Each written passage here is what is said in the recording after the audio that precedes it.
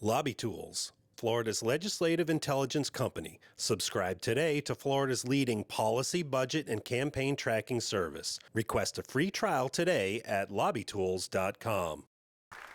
Former FEMA Director Craig Fugate, speaking to the Economic Club of Florida, had a disapproving message about how the state of Florida has been dealing with the cost of disaster relief. I like to refer to this as disaster socialism. Damage from Hurricane Irma alone cost the federal government more than $8 billion in disaster relief for Florida. Fugate says part of the problem is that local governments are insuring themselves less and relying more on federal aid to cover the costs of rebuilding. What would Florida look like today if you didn't have a federal government bailout?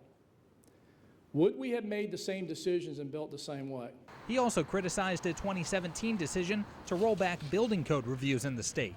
It won't affect us this year or next year, but how many years before we start seeing the code get eroded?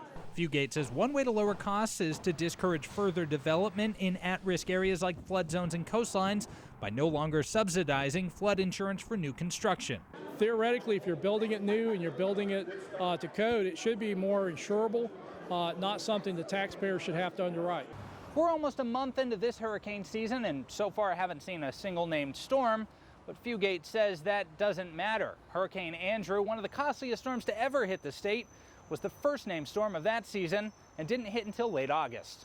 The most active part of hurricane season starts when we start playing college football. And kickoff is less than 2 months away. Reporting at the state capitol, I'm Jake Stofan.